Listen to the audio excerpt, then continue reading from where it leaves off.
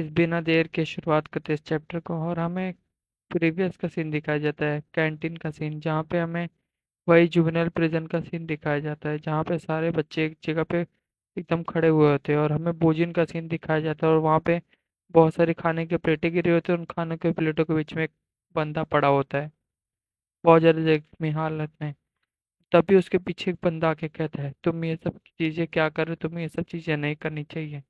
और काँप रहा होता है क्योंकि वो पूजिन से डर रहा होता है, क्योंकि उसके सामने एक बॉडी पड़ी हुई रहती है।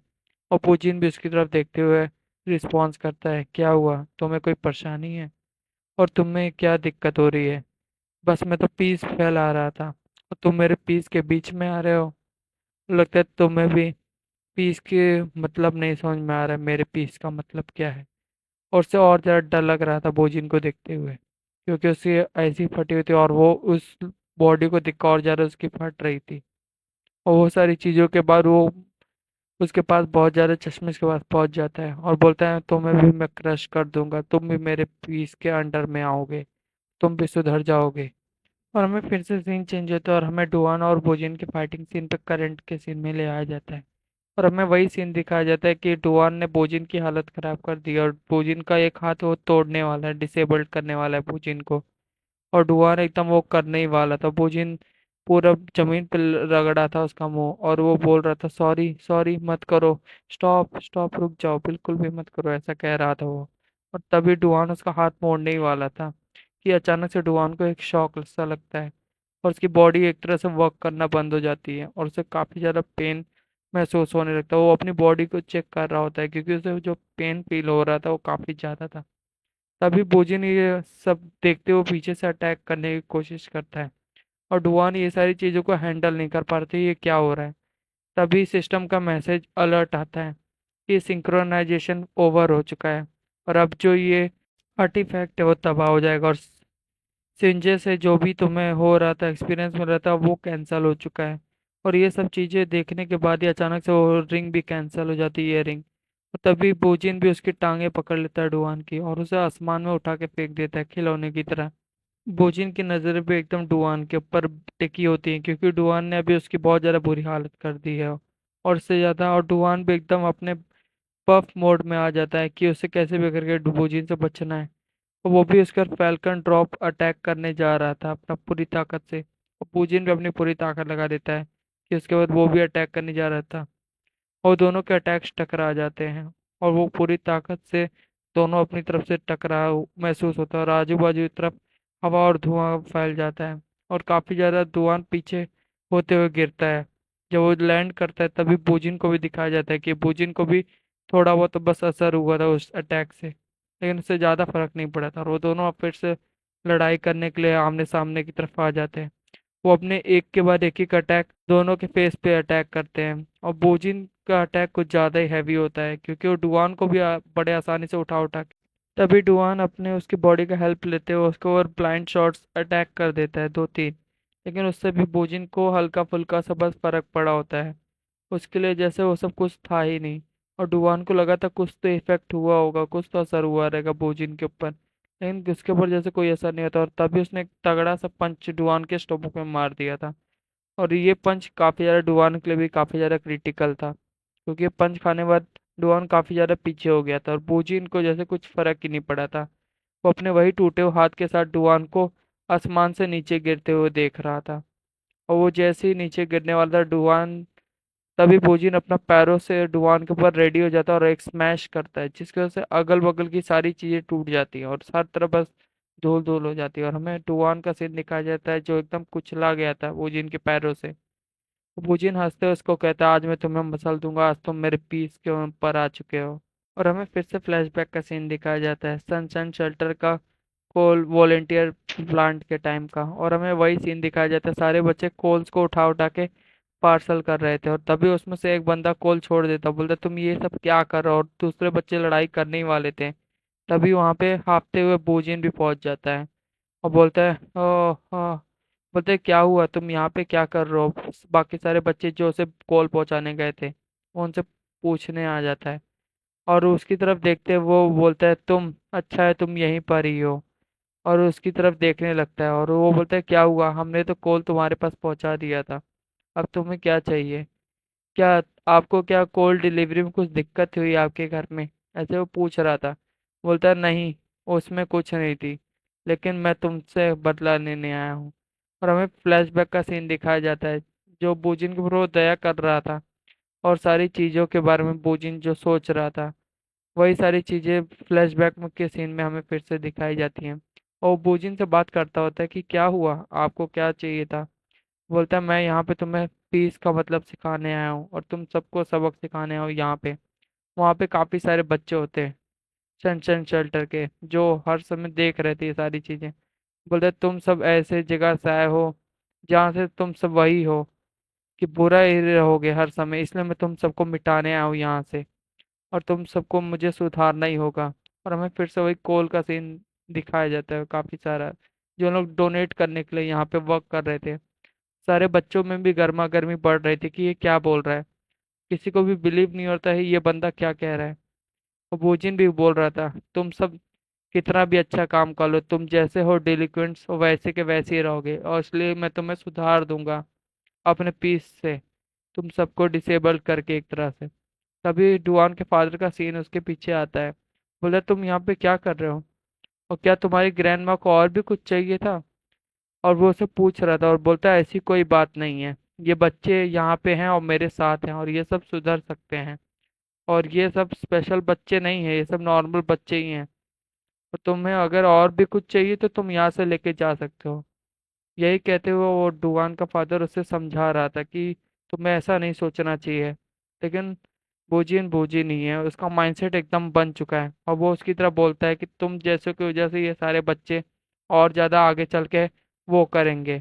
और वो उसके ऊपर भी अटैक करने की तैयारी कर चुका था। फिर से हमें करंट का सीन में लेके आया जाता है, जहाँ पे बोजिन ने डुआन की बहुत बुरी हालत कर दी थी, और उसे कुचल रहा था वो अपने पैरों के तले। वो अपनी पूरी ताकत लगा दिया था और पूरी मसल रहा था डुआन को कि वो पूरी तरीके से उसे कचुम्बर निकाल देगा, और हर तरफ धूल धूल फैल गया होता है। उस धूल का फायदा उठाते हुए डुआन कैसे न कैसे करके एस्केप हो जाता है बोजिन के उस टाइट ग्रिप से। और डुआन अब रेडी हो चुका था, और वो अपनी पूरी ताकत लगा के बोजिन पर अटैक करने वाला था।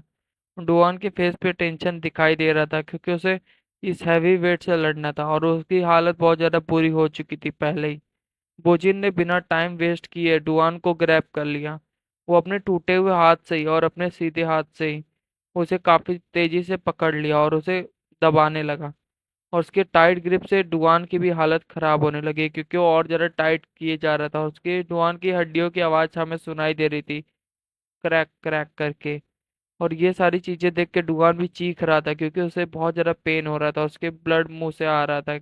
और बूजिन इसमें बस लाफ कर रहा था, हंस रहा था कि उसे तो जैसे कुछ दया नाम की चीज नहीं है उसके अंदर। तभी डुआन अपना एक्टिवेट करता है बूस्टर, और उसकी तरफ बहुत तीखी नजरों से देखता है कि अब वो उसे खत्म ही कर देगा। वो बहुत तेजी से उसके सिर पे एक हेडबट देता है, जिसकी वजह से बूजिन को भी थोड़ी देर के लिए अनस्टेबल हो जाता है, और वो पीछे की तरफ जाने लगता है, और उससे वो डुआन छूट जाता है आखिरकार। और डुआन तभी उसे तेजी से पीछे से आके पकड़ के उसका सिर, उसे पूरी ताकत से बोलता है आज मैं तुम्हें सिखाऊंगा, तुमने कोई पीस नहीं फैलाया, तुम बस अपने मजे के लिए लोगों को मारता करते थे। और उसे तेजी से स्टम्प स्लैम अटैक कर देता है, और वो उसका पूरा सिर जो था उसे जमीन पे तेजी से पटक देता है, और उसके पटकने के बाद ही जो पीस का सीधा साइन था वो उल्टा हो जाता है। और ये सारा सीन देख के बोजिन का आखिरी समय आ ही गया था, हमें पता चल गया था। और डुआन ने जैसे ही उसे पटका, और हर तरफ काफी ज्यादा धूल फैल गई, और धूल के छटने के बाद हमें सीन दिखाया जाता है कि बोजिन धराशायी हो गया है, और बोजिन अब हार चुका है, और डुआन वहां पे अकेला खड़ा होता है। और डुआन उसकी तरफ देखते हुए, उसे क्वेस्ट का सीन आता है, और क्वेस्ट में लिखा होता है कि पीस क्वेस्ट कंप्लीट हो गया है, डुआन ने बोजिन को हरा दिया है। और हमें फिर से सीन चेंज होते हुए हमें वही बाम्बू के जंगल में ले आया जाता है, जहाँ पे जेनी अभी भी वही स्ट्रिंग वाले सारे अटैक कर रही थी, वो स्ट्रिंग मास्टर का। और हमें फिर से मिस कीम का सीन दिखाया जाता है, जो अभी भी वही तारों में फंसी होती है, स्ट्रिंग्स में। और वो अभी भी वही बाम्बूस में स्ट्रिक हो गई थी, वो अभी फंसी होती उसी जंगल में। और इसी जगह गाइस आज फाइनली हम लोग का चैनल मोनेटाइज होने के करीब पहुंच चुका है गाइस, लेकिन सब्सक्राइबर काउंट में अभी भी हम बहुत ज़्यादा पीछे हैं। वॉच टाइम तो हमारा 4000 कंप्लीट होने वाला है, इसलिए गाइस जल्द से जल्द सब्सक्राइब कर लें इस चैनल को, अगर आपने अभी तक नहीं किया है तो। चैप्टर की शुरुआत में हमें बाथरूम का सीन दिखाया जाता है, और हमें उसके अंदर दिखाया जाता है बहुत सारे शैम्पूस होते हैं, और हमें किसी के पैर दिखाए जाते हैं, और हमें ये नहीं पता चलता कि ये कौन था। फिर सीन चेंज होता है, हमें पता चलता है वो मिस किम रहती है, जो वॉशरूम का सीन रहता है। बहुत ज़्यादा अजीब चीज़ है कि पहली बार ऐसे चैप्टर्स में वॉशरूम का सीन से फ्रंट का सीन दिखाया गया है।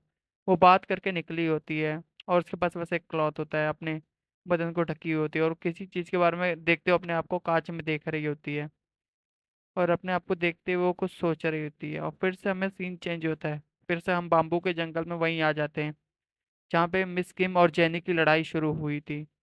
और हमें सेम वही सीन दिखाया जाता है कि अभी भी बाम्बू में बहुत सारे स्ट्रिंग्स फंसे हुए हैं, और जेनी अपने हाथों में वही स्ट्रिंग मास्टर वाले सारे तकनीकें दिखा रही कि स्ट्रिंग से, और हमारी मिस किम फिर से वहीं पे फंसी होती हैं।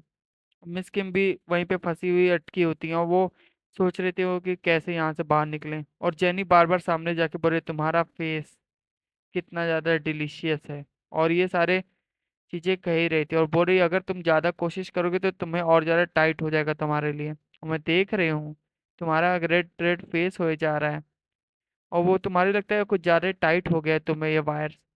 और उसकी क्लोथ में काफ़ी ज़्यादा टाइट हो चुके रहते, उसकी बॉडी में काफ़ी ज़्यादा कट आने वाले थे उसकी वजह से। और बाम्बूस भी काफ़ी ज़्यादा प्रेशर पड़ते जा रहा था, क्योंकि बाम्बूस की वजह बाम्बूस में भी स्ट्रिंग्स टाइट हो रही थी, और हमें दिखाई देता है कि बाम्बू कटना शुरू हो जाते हैं स्ट्रिंग्स की वजह से। और तभी एक स्लैश होता है, और वो सारे सारे बाम्बूस टूट जाते हैं हर जगह से, और जो मिस किम रहती है वो वहाँ से आज़ाद हो जाती है, लेकिन उसे काफ़ी सारी चोटें आई होती हैं। लेकिन उस चोटों से जैसे मिस किम को कोई फर्क ही नहीं पड़ा था। उसकी ड्रेस भी काफ़ी जगह से फट जाती है, और उसे जेनी कहती है अब तो तुम और ज़्यादा डिलीशियस लगने लगी हो, और अब मैं तुम्हें जरूर ही फिनिश कर दूंगी। और उसकी तरफ स्ट्रिंग्स लेके वापस भागना शुरू कर देती है, उसके और अटैक करने शुरू कर देती है। जेनी और मिस किम बस लगातार अटैक और बचने की कोशिश किए जा रहे थे, और जेनी ज़्यादा पलरा भारी दिख रहा था, क्योंकि मिस किम कुछ कर नहीं पा रही थी। उस मिस किम को जैसे वो गला पकड़ने की कोशिश करती है, मिस किम तुरंत ही नीचे डॉच कर देती है उस अटैक को, और उस वायर ट्रैप से बच जाती है। और वो जेनी कहती है ओहो तुम इस बार तो बच गई, लेकिन अगली बार नहीं बच पाओगी। और मिस किम भी बोलती है चलो वो तो देखा जाएगा। वो अपने पिंस को निकालती है अटैक करने के लिए, और हमें मून के लाइट में दिखाया जाता है कि मून के लाइट में सब लोग वापस ही वहीं पे अटैक करना शुरू कर देते हैं। मिस किम के सारे अटैक्स को जेनी भी डॉच किए जा रही थी, जैसे उसके लिए भी कुछ नहीं था वो सब अटैक्स। और जेनी के सारे अटैक भी मिस किम आराम से डॉच किए जा रही थी। दोनों के अटैक्स एकदम ही जानलेवा थे कि जिसे भी लग जाए, और जेनी तभी भी अपना हाथ अचानक से मिस किम के ब्रेस्ट की तरफ बढ़ा देती है, और उसकी वजह से वो एक तरह से शॉक हो जाती हैं। तभी जेनी उनके ऊपर अटैक कर देती है, जिसकी वजह से उसे डैमेज होता है, लेकिन मिस किम भी कम नहीं थी। वो अपने 3 निडल जेनी की तरफ फेंकती है तुरंत ही, और जेनी की आंखें उसी के ऊपर टिक गई थी उस निडल्स के ऊपर। तभी वो निडल्स को आसानी से डॉच कर देती है, और ये चीज़ देख के तो काफ़ी ज़्यादा इंटरेस्ट उसको आ जाता है। ओहो तुम्हारी वजह से तो और ज़्यादा मुझ पे इंटरेस्ट आ गया, और तुम और ज़्यादा मुझे एलिगेंट और डिलीशियस लगने लगी हो, इसलिए मुझे अब तुम पूरी चाहिए। और हमें सीन दिखाया जाता है कि मिस किम के कपड़ों के बीच में वही निडल्स लगे होते हैं, और वो निडल्स को निकालने की कोशिश कर रही होती है जेनी, और मिस किम अपने निडल्स को देख रही होती है जो उसके पास थोड़े बहुत बचे हुए थे, और उसके हर जगह से क्लोथ्स ओपन था, और वो निडल से हमला किए जा रही थी जेनी को, लेकिन जेनी को कोई फर्क नहीं पड़ रहा था। और दोनों ही फियरस बैटल्स की शुरुआत कर देते हैं जैसे वो अभी स्टार्ट की है। हर तरफ पत्तियां फैल गई रहती है बाम्बूस की, और हमें सीन चेंज होते दिखता है कि हर तरफ की पत्तियां कट चुकी होती हैं, 2-3 टुकड़े हो चुके रहते हैं सारी पत्तियों के भी। और वहां पे हमें जेनी का सीन दिखाया जाता है, जेनी ने एकदम फाइनल अटैक कर दिया था मिस किम पे, जिसकी वजह से उनको काफी ज्यादा कट्स लग गए थे। उनके सारे स्ट्रिंग्स भी गिर चुके थे, और सारी निडल्स भी गिर चुकी थी, और स्ट्रिंग्स उनकी जो आगे पीछे थे। और तभी जेनी एक काउंटर अटैक करती हैं उनके ऊपर, और उसे अब सारे सारे अपने एक और वायर ट्रैप में फंसाते हुए उनका गला चोक करने की कोशिश करती हैं। और जैसे वो चोक करती है, उसे उठा के वो एक बॉडी स्लैम देने की कोशिश करती है, रोटेट करते हुए कि अब तुम्हें मैं जरूर हरा दूंगी। और उसे लगा था वो उसे हरा भी देंगी, लेकिन कोई असर नहीं होता, और उसके बाद बैठ जाती है कि अब तुम कोई मूवमेंट नहीं कर सकती। अब जेनी सोचती है अब तो तुम हार ही चुकी हो। मिस किम की भी हालत बहुत ज्यादा बुरी हो चुकी रहती है, उनके चेहरे पे कोई चीज नहीं दिख रही थी। बोलती है जो आखिरी तुम्हारी जो दो पिन्स थी तुमने जो अपने कपड़ों में छुपा के रखी थी, इसे भी मैं निकाल लेती हूँ, और उसे भी वो निकाल लेती है। लेकिन उसकी वजह से उसका ध्यान बढ़ जाता है और मिस किम तभी उसके सिर पे अटैक कर देती है अपने पैरों से, और जेनी काफी ज्यादा दूर जाके गिरती है। लेकिन जेनी को और ज्यादा अच्छा लग रहा था, क्योंकि उसे जैसे जैसे अटैक लग रहे थे उससे काफी ज्यादा अच्छा फील हो रहा था कि ओ आखिरकार तुम भी रेडी हो गई हो। मिस किम की हालत बुरी थी, और जेनी के ऊपर जैसे अभी तक कोई स्क्रैच तक नहीं पड़ा था। एक जेनी उनके निडल्स लेके उन्हीं को दिखा रही थी, और फिर से एक जाल में फंसा लेती है मिस किम को, जिसकी वजह से इस बार उसने काफी ज्यादा बाम्बूस में फिर से वायर ट्रैप्स लगाए थे, जिसमें मिस किम को उसने वापस से फंसा लिया था। और उसने जैसे वायर ट्रैप्स को अपनी तरफ खींचा, वो सोचती है अब तो तुम्हारा अंत आ चुका है और अब तुम इससे नहीं बच सकती हो। और इसकी तरह से वो अपने पूरे वायर ट्रैप्स को मिस किम की तरफ खींचे जाती है। इस बार तुम फंस जाओगी तो तुम निकल नहीं सकती यहाँ से। और बाम्बूस के काफी ज्यादा घने जंगलों में वायर ट्रैप्स बिछे हुए थे, और मिस किम उनकी तरफ देखती है। मैंने तुम्हें पहले ही कहा था, मुझे एक चीज बिल्कुल भी नहीं पसंद है। और जेनी बोलती है क्या? क्या आपने कहा था? और मैं तो भूल ही गई, जाने दीजिए, मुझे अब फिर से आप बता दीजिए। और हमें दिखाया जाता है पिन, जो तीन पिन होते हैं जो जेनी ने वापस से वायर ट्रैप को फंसाने के लिए इस्तेमाल किए थे, और सारे पिन्स भी गायब हो चुके थे मिस किम के। और जेनी ये हंसते हुए रही थी कि तुम्हारे ही पिन्स की वजह से मेरा और ज्यादा स्ट्रांग हो गया है। और हम मिस किम की तरफ दिखाया जाता है कि उनके कपड़े और काफी ज्यादा उन्हें इंजरी आई होती है। बोलते कि तुम कुछ कह रही थी, तुम मुझे कुछ बता रही थी, कि तुम क्या कह रही थी मुझे? बोलते कि हाँ, मैं तुम्हें कुछ कहने वाली थी कि मुझे किसी भी तरीके से कोई मुझे अगर छूता है तो मुझे बिल्कुल भी पसंद नहीं है। और मिस किम अपने बालों में से कुछ निकालने की कोशिश करती है, वो अपने बालों की तरफ में से एक पिन निकालती है जो उसके पास आखिरी बची होती है। और ये चीज देख के हमें भी एकदम शॉक सा मोमेंट आता है, क्योंकि मिस किम के सारे बाल वहां पे ओपन हो जाते हैं। और जेनी भी एकदम उन्हें घूरने लगती है कि ये क्या हो गया। और जैसे वो उनकी सुंदरता में खो जाती है, वो मूवमेंट नहीं कर पाती है कोई सी भी तरीके की, क्योंकि हमें दिखाया जाता है क्योंकि वो जो पिन होती है वो जेनी के सिर पे जाके लग चुकी होती है, जिसके वजह से अब जेनी हिलने की कोशिश भी करे तो भी नहीं हिल सकती है, क्योंकि उसका एक मसल्स जाम हो चुके हैं और वो वहां पे फंसी पड़ी होती है। और जेनी को वहीं पे वो छोड़ देती है वैसी हालत में, और वहां से मिस किम जाने लगती है।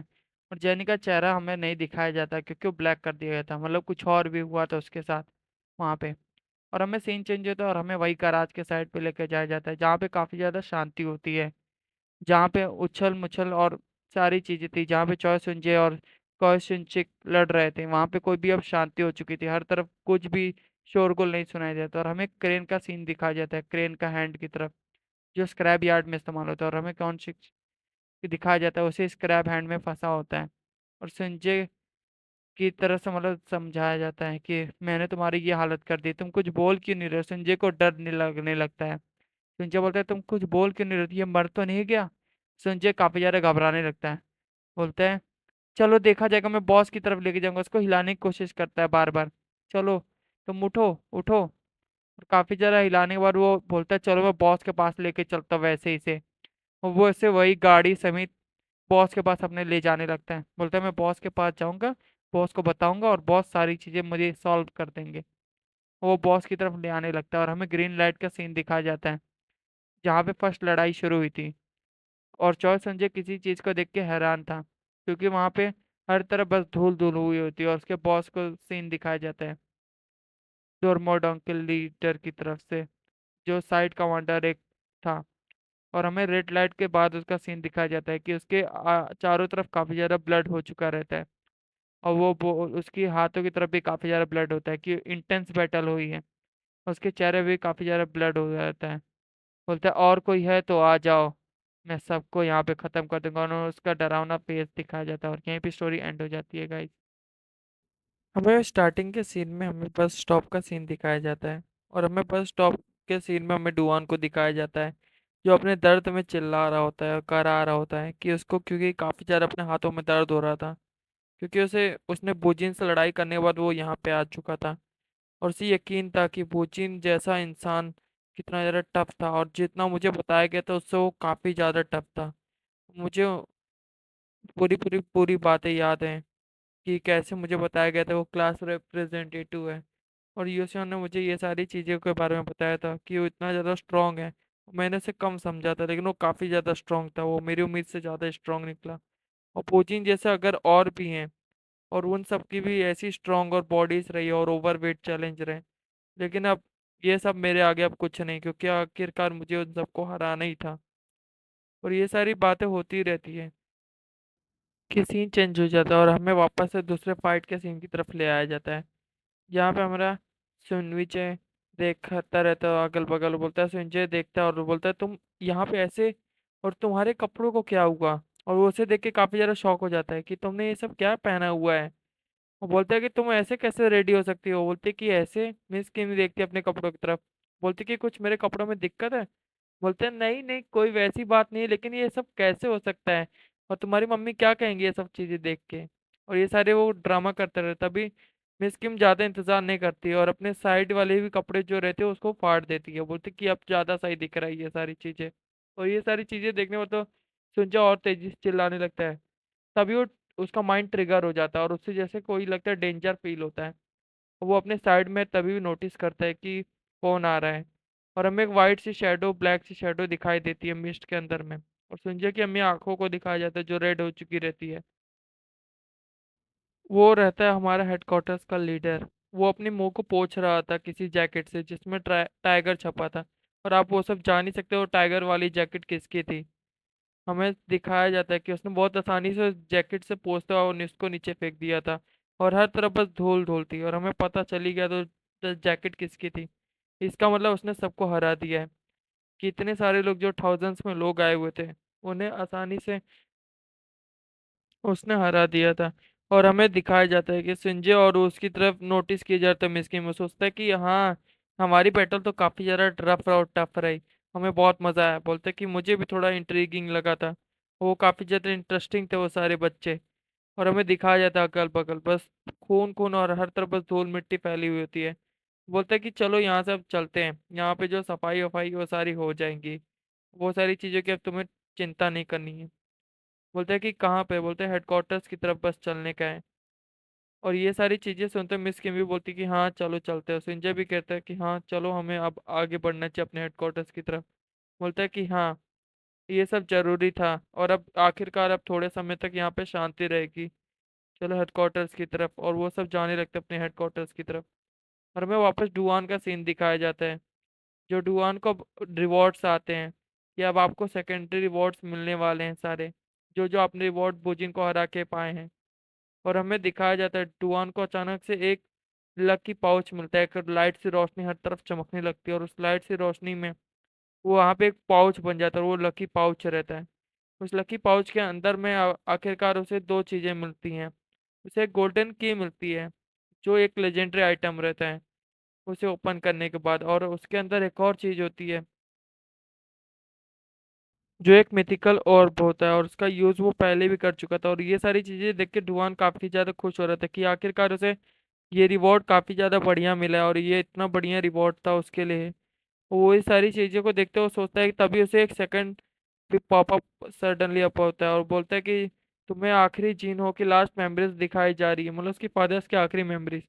और वो सोचता है कि क्या हुआ, और एक्सेप्ट करने के बाद भी वो रिवॉर्ड उसे अगल बगल थोड़े समय तक कुछ नहीं होता, और वो सोचता है कि शॉक में रहता है, क्या हुआ, ये सब क्या काम नहीं कर रहा? तभी अचानक से उसके बगल में उसकी सेक्रेटरी आ जाती है, उसके फादर की इंटर्न जो होती है। और वो आते ही उसे काफी ज्यादा शौक लग जाता है, वो सोचता है कि तुम यहाँ पे क्या कर रही हो? बोलते है कि हाँ, मैं भी यही पूछ रही हूँ, तुम यहाँ पे क्या कर रहे हो इस बस स्टॉप में ऐसे बैठे हुए हैं? और ये सब चीजें देख के तो डुआन भी काफी ज्यादा डर गया था, और उससे पूछता है कि तुम यहाँ पे क्या कर रहे हो? बोलते कि हाँ, तुम्हें मैं अब तुम्हारे फादर के उस किस्से के बारे में बताना चाहती हूँ, जो तुम्हारे फादर और मैंने यहाँ पे सोचा था। मैं यहीं पे बैठी हुई थी तुम्हारे फादर के साथ जब यह हुआ था। और हमें पुराने सीन की तरफ दिखाया जाता है कि वो उसके साथ पूरी बातें कर रही थी, और बोलते हैं कि हाँ। और हमें जुआन के फादर को दिखाया जाता है जो अभी भी उस बात के लिए चिंता में होते हैं जो उस दिन हुआ था। और उसके फादर की तरफ उसने हाथ बढ़ाया हुआ था, और बोलते हैं कि मुझे इन सबको कैसे न कैसे कैसे सुधारना होगा, और ये सारे लोगों के डायरेक्शन को चेंज करना पड़ेगा। और ये सारी चीजें देख के तो वो भी बोलते कि मैं तुम्हारे फादर से और ज्यादा अट्रैक्ट हो गई थी, और उनसे काफ़ी ज़्यादा मैं उनको और ज़्यादा पसंद करने लगी थी ये सारी चीज़ें देख के, क्योंकि उनके विचार काफ़ी ज़्यादा अच्छे थे। वो लोगों को सुधारने और वो सबके एक नया मौका देने के लिए कोशिश करते रहते थे। तुम्हारे फादर कभी भी हार नहीं माने ये सारी चीज़ों को लेते हुए, और ये सारी चीज़ें सोचते हुए काफ़ी ज़्यादा इम्प्रेस हो गई थी तुम्हारे फादर से। और ये सारी बातें चल ही रही थी और मैं उन्हें प्रपोज करने ही वाली थी कि तभी उनके बैंस के सारे बच्चे जा रहे थे, वो जाने लगे। वो उनकी तरफ देखने लगे, जिसकी वजह से मेरा प्लान फिर से फेल हो गया। और उन्हें भी दिखाया जाता है कि वैन में सारे बच्चे चढ़ गए थे। बोलते हैं कि मैं एक ऐसा मौका देना चाहता हूँ जिसकी वजह से अब ये अपना डिसीजन खुद एक अच्छी राह पे चल सके आगे चल के। और हमें बच्चों का सीन दिखाया जाता है जो अब ये सनशाइन शेल्टर की एक नींव बन, यही है नींव, और यही एक साइन था जिसकी वजह से मैंने पोस्ट बनाया था। और मैं यही चाहता हूँ कि वो बच्चे भी अपने एक उज्जवल जीवन जिए और हर तरफ अपनी रोशनी बिखेरें। और यही चाहते हुए उसने बोला कि मैं भी यही चाहता हूँ, और यही चाहते हुए मैंने एक लाइक किया था कि ये सब की मैं वही राह बनाना चाहता हूँ, और इसके लिए मैं जितना हो सके उतना ज़्यादा कोशिश करूंगा अपने लिए। और ये सारी चीज़ों को देखते हुए हमें फिर से डुआन को प्रेजेंट सीन में लेके आया जाता है। और हमें उस बुक में वही चीज़ दिखाया जाता है कि उसने वही लिखा था, लाइक पोस्ट की तरह, साइन पोस्ट की तरह, क्योंकि उस सनसेट शेल्टर का जो बॉक्स रहता है, तभी डुआन को एक और चीज रिंग आउट होता है और उसे रिंग रिंग करने लगता है उसकी तरफ, और वो सोचता है कि अब क्या हो गया। बोलता है कि एक अनक्लेम्ड रिवॉर्ड आपने नहीं लिया। और हमें दिखाया जाता है वो जो पोटली रहती है वो एक शॉर्ट्स रहती है, और वो चीज़ देखकर उसको काफ़ी ज़्यादा डिस्कस्टिंग लगता है कि वो क्या रिवॉर्ड्स इसमें आए थे। वो सेट, और एक स्विमिंग सूट रहता है जिसमें वो रहता है कि वाटर रेजिस्टेंस 30% और चार्म भी 50% उसकी वजह से बढ़ जाएगा। और स्विमिंग सूट को देखते डुआन काफी ज्यादा अनविंग समझता है, क्योंकि वो सोचता है कि अब इसका क्या करूंगा मैं। और ये सारी चीजों को देखते हुए फिर से वही सेक्रेटरी का कॉल आता है उसे, और उसे कॉल आने के बाद वो फिर से उठा लेता है उस फोन को और बोलता है कि क्या हुआ। बोलता है कि क्या स्विमिंग पूल पे चलना चाहोगे। बोलता है कि हाँ, लेकिन अभी सडनली तुम ऐसा क्यों कह रही हो। बोलता है कि हाँ, तुम्हारे पास स्विमिंग ड्रेस तो होगी ना। बोलता है कि हाँ, मेरे पास अभी तो है। और तभी वो बोलता है कि और तुम्हारे साथ कोई आ सकता है। और तभी डुआन सोचने लगता है सारी लड़कियों के बारे में। और ये सारी चीजों के बारे में सोचते वो सोच ही रहा था कि तभी उसके सेक्रेटरी के रूम की तरफ रूम शिफ्ट हो जाता सीन। और हमें सीन दिखाया जाता है कि सेक्रेटरी डुआन से बातें कर रही होती कि हाँ, तुम जितने चाहो उतने अपने साथ दोस्तों को लेके आ सकते हो। और वो भी अपनी तैयारी कर रही थी स्विमिंग पूल में जाने के लिए। और हमें सीन चेंज होते हुए दिखाया जाता है कि उसने एक स्विमिंग सूट अपने लिए, एक छोटा स्विमिंग सूट रेडी कर लिया था। अगर सोचो कोई एक ऐसा रेस्टोरेंट हो जो फुल ऑफ यंगस्टर से भरा हुआ हो, वो सोचो कितना ज्यादा बढ़िया होगा ना। और ऐसा कहते हुए हमें एक ऑफिस सीन दिखाया जाता है। उसमें जो उनका बॉस होता है वो अपनी हॉकी स्टिक को साफ कर रहा होता है। वो कहता है, यही मेरा प्लान है इस डिस्ट्रिक्ट को और ज़्यादा बेटर बनाने के लिए, और मुझे अब ये जरूर करना पड़ेगा। वो दिखाया जाता है, वो बोलता है, वो सियोल का मेयर होता है, जो ये बोलता है कि मैं एक नया स्पेशल इवेंट लेके आया हुआ हूँ जो इस ये प्लान ज़्यादा कर वर्क करेगा, और हम ज़्यादा से ज़्यादा लोगों को इसमें अट्रैक्ट करेंगे, और वो यूथ जो बिगड़ रही है अपनी, वो वापस सिविलाइज हो जाएगी। और वो ऐसे ही कहते हुए शॉर्ट कर देता है। और सारे लोग उसके अगल बगल वाले हैरान हो जाते हैं, आज ये सर को हुआ क्या है, और ये क्या कह रही है सारी चीज़ों के बारे में। लेकिन उसे भी ज़्यादा कुछ वो हिंट नहीं देता है। बोलता है कि मैं एक नया प्रिपरेशन कर रहा हूँ और इसके लिए मुझे और सारे बंदे चाहिए। और सारे लोग बोलते हैं ये क्या प्रिपरेशन है, क्या चीज़ है, और किसी को कुछ समझ में नहीं आ रहा होता है। तभी वो बोलता है, फ्यूचर टूरिज्म को बढ़ाने के लिए, यूथ को ज़्यादा अपने पास लाने के लिए ये एक नया इवेंट है जो मैं एक नई सिटी में कर रहा हूँ, और सिटी के विलेज एरिया में ये होगा। और सब लोग बोलते हैं अननोन विलेज कौन सा है, और हमें दिखाया जाता है हानोको विलेज होता है। और उसमें कहता है हमें बस वॉलेंटियर चाहिए, जिसमें हमें दिखाया जाता है कि उसने चुन लिया होता है, बोलते हैं हमारा वॉलेंटियर होगा ये। और हमें काफी सारे वॉलेंटियर्स को इसमें फिल्म मेकिंग भी करना पड़ेगा, और सब लोग बोलते हैं क्या फिल्म मेकिंग भी करना पड़ेगा। और हमें सीन चेंज होते हुए दिखाया जाता है। हमें मॉर्निंग का सीन दिखाया जाता है और उसमें हमें दिखाया जाता है येना ब्लॉग्स। येना ब्लॉग्स के अंदर हमें दिखाया जाता है कॉफ़ी पी रही होती है वो, और एक अमेरिकन कॉफ़ी होती है जो आइस टी होती है। वो आइस टी पीते हुए बोलते हैं कि आखिरकार मैंने इस ब्लॉग का शुरुआत कर दिया और इससे मैं काफ़ी सारे पैसे कमाने वाली हूँ, ये मेरा सपना था। और हमें बगल में डुआन को भी दिखाया जाता है, याना को दिखाया जाता है, जो कहती है कि आखिरकार मैं एक गवर्नमेंट सर्वेंट, विलनी और गुडनेस वाली, और इसीलिए अब मेरे को ये सब करना पड़ेगा। और ये सारी चीज़ें कहते हुए बोलती है कि आखिरकार अगर मेरे व्यूज़ आ जाए बहुत सारे, तो इसलिए मैं काफ़ी ज़्यादा इससे पैसे भी कमा सकती हूँ। और ये सारी बातें डुआन सुन रहा होता है और डुआन बोलते हैं, क्या ये सारी चीज़ें ये सब भी कर सकती हैं? लेकिन वो कहती है, मैं ये सब कैसे करूंगी और ये सब कैसे होगा मुझसे। और वो काफी ज्यादा परेशान हो जाती है, बोलती है ये सब मुझसे कुछ नहीं होने वाला और मेरे को पता नहीं कि उसके लिए असाइन कर दिया गया है। वो अपना रोना रोने लगती है और बोलती है, मुझे तो ये भी नहीं पता कि वहां पे जाते कैसे उस विलेज में। बोलते, आर यू श्योर तुम यही सब करने के लिए तैयार थी? बोलते कि हाँ, लेकिन मैं एग्री तो हुई हूँ। और तब दिखाया जाता है पीछे से, बहुत दिनों बाद हमें दिखाया जाता है, यूनान का सीन दिखाया जाता है, यूजी का। और ये इसमें दिखाया जाता है काफी ज्यादा, वो बोलता है, हम मैं तो ये एकेडमिक्स का प्रोफेसर है, ये प्रोफेशनल डिग्री है इसके पास। वो कहता है, अगर तुम चाहो तो अपने एंगल को थोड़ा सा मूव करके और बढ़िया भी सिनेमैटिक शॉट्स ले सकते हो और इससे और बढ़िया कैप्चर होगा। डुआन बोलता है, ऐसे ऐसे? बोलते हैं, हाँ ऐसे ही करना है। और हमें दिखाया जाता है, तभी कोई डुआन की बोलता है, अरे चलो एक इंटेंसिव वीडियो बना लेते हैं। और पीछे उसके बोलते हैं, ये कौन है? और उसे महसूस होता है कि उसकी तरफ किसी ने हाथ बढ़ाया हुआ है।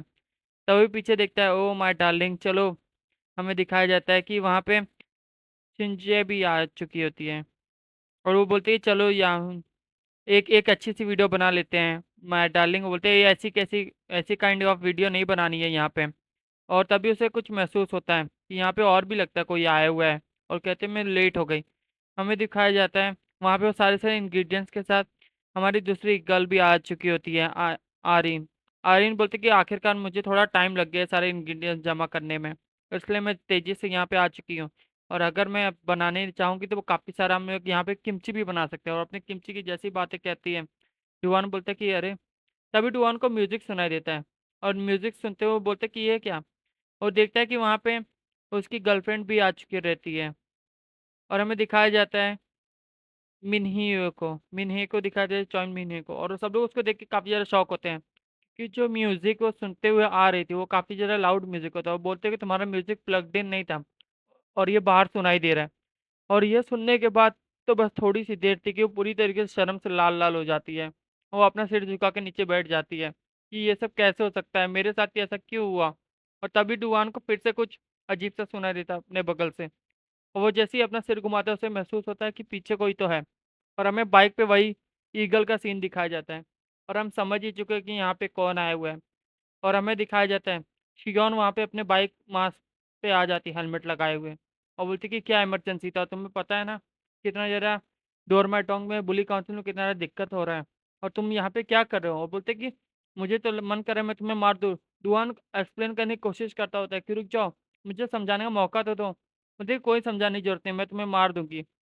वो कहता है कि ये सारी चीजें हुई थी, उन्होंने मुझे बुला लिया था यहाँ पे और उसने कहा था कि जितने हो सके उतने ज्यादा दोस्तों को बुलाओ। मैंने तो तुम्हें बुलाया तक नहीं था और मैं पहले ही उसे मना कर रहा था और इसलिए मैं उसको मना करने ही वाला था। तभी उसने ये सारी चीजें कही थी कि तुम जितने ज्यादा हो सके अपने उतने दोस्तों को बुला सकते हो यहाँ पे। और ये सारी चीजें कहते हुए वो काफी ज्यादा एक्साइटेड थी और मैं भी ये सारी चीज के बारे में सोच ही रहा था। तभी उसे याद आता कि मुझे वो क्वेस्ट मिल गया था और उसने कहा था कि उसकी एक्सेप्ट कर लो उस चीज को। और वो कहता है कि अब मुझे अगर एक्सेप्ट करना ही पड़ेगा क्वेस्ट की वजह से, तो उसने एक्सेप्ट कर लिया था। उसने सोचा था अभी बुली काउंसिल में दो लोग अभी भी बचे हुए रिप्रेजेंटेटिव जिसकी वजह से काफी ज्यादा डेंजरस है, लेकिन एक क्वेस्ट का आने का मतलब है कि आगे चल के कुछ ना कुछ मीनिंग होगा, इसलिए वो क्वेस्ट को एक्सेप्ट कर लेता है और वो डिसाइड कर लेता है कि मुझे वहां पे जाना ही पड़ेगा। और ये सारी चीजों को देखने के बाद उसे चारों तरफ से दूसरी लड़कियां पकड़ लेती है सिंह और बोलते हैं, शियोन तुम्हें चलना पड़ेगा। वो बोलती है, नहीं मुझे जाने दो, मुझे जाने दो। लेकिन कोई भी उसकी बातें नहीं सुनता है।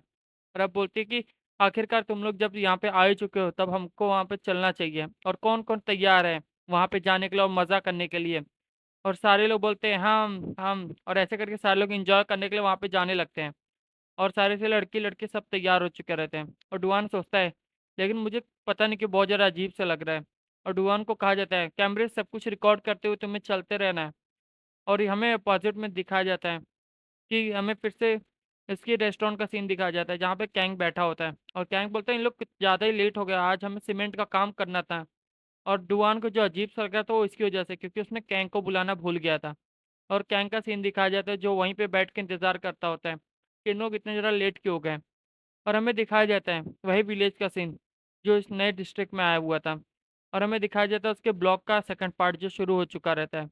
और ब्लॉग 2 के अंदर वो उसी रेस्टोरेंट और वहाँ के सारी चीज़ों के बारे में बता रही थी कि ये पहाड़ों के बीच में बना हुआ है और इसके लिए हमें ड्रोन शॉट्स का भी सीन लेना पड़ेगा। और हमें दिखाया जाता है ड्रोन भी काफ़ी सारे रेडी हो चुके होते हैं, जिसे वो बोलते हैं कि मेरी कंपनी ने सारी चीज़ों को प्रोवाइड करवाया है और गवर्नमेंट भी लगता है कुछ ज़्यादा ही उसके पास पैसा आ चुका है, जिसकी वजह से ये सारी चीज़ें भी करवा रही है। और पता नहीं क्यों वो यूथ को यहाँ पे लेके आना चाहती है और ये सारी चीज़ों को पॉपुलर करना चाहती है। और वो डुआन से ये सारी बातें कर रही थी, बोलते कि हाँ, इसकी वजह से तुम्हें भी ये सारी चीज़ें करनी पड़ेंगी और तुम ही हो जब ये सारी चीज़ों को एंजॉय करोगे। और मुझे ये सारी चीज़ें करनी पड़ रही है इस चीज़ को कुछ ज़्यादा ही लाइवलीहुड और इंजॉयफुल बनाने के लिए, क्योंकि अगर मैं ये सब नहीं करूँगी तो मुझे और ज़्यादा पेमेंट नहीं मिलेगा। और ये सारी बातें करते हुए बताती हैं कि यहाँ पे काफ़ी सारे पुराने घर और रेस्टोरेंट्स हैं और यहाँ पे एक बहुत बड़ा पूल भी है यहाँ का, क्योंकि यहाँ का पूल काफ़ी ज़्यादा मैसिव है इसलिए हम काफ़ी ज़्यादा इंजॉय कर सकते हैं। वो बोलते हैं कि मैं काफ़ी ज़्यादा रेडी हूँ और वो फिर से ब्लॉगिंग शुरू कर देती है। वो पूल के पास आ चुके होते हैं, वो बोलते हैं कि आखिरकार आज यहाँ पे बिकनी पार्टी होने वाली है और मैं यहाँ पे आ गई हूँ बिकनी पार्टी के लिए एंजॉय करने के लिए। वो बोलते हैं मैं काफ़ी ज़्यादा शर्म भी आ रही है मुझे, लेकिन काफ़ी ज़्यादा इंजॉयफुल है, आप सब यहाँ पे आ चुके हैं। और डुआन भी काफ़ी ज़्यादा देख के शौक हो चुका रहता है। वो सोचता है कि ये और ऐसे ड्रेस में, और बोलते हैं कि तुम सब भी आ जाओ और तुम सब वहाँ पे क्या कर रहे हो, एंजॉय करने के लिए चलो। वो बोलते हैं कि आखिरकार मैं और ज़्यादा इंटरेस्टिंग कैसे बना सकते, तब उसे सजेशंस आते हैं कि आ जाओ और तुम्हें उसे और ज़्यादा थंबनेल भी लगाना चाहिए जिसकी वजह से तुम्हें ज़्यादा क्लिक्स मिलेंगे, जिसकी वजह से हमें दिखाया जाता है डुआन का स्टार्टिंग स्टेज का क्वेस्ट पूरा हो जाता है। वो बोलता है कि एक नया क्वेस्ट उसके लिए रिवील हो रहा है और now revealing time is here. और हमें दिखाया जाता है जो कहती है कि आप सबका स्वागत है, आप सब यहाँ पे बिकनी पार्टी में आके इंजॉय कर सकते हैं। और हमें लिंकिंग क्वेस्ट का सीन दिखाया जाता है जो बिगिंग हो रहा था और हमें इसी चीज़ पे क्वेस्ट को ख़त्म कर दिया जाता है और यहीं पे हमारा ये स्टोरी एंड होता है गाइस। और आखिरकार इसके मैं एपिसोड्स तो लेके आ रहा हूँ लेकिन हमारा बड़ी वीडियो को टेक डाउन कर दिया जा रहा है, इसलिए मैं कोशिश करूंगा कि इसकी छोटी छोटी वीडियोस ही ऐसे बनाते रहूँ और आप सब इस पे सपोर्ट अपना जरूर दिखाइएगा।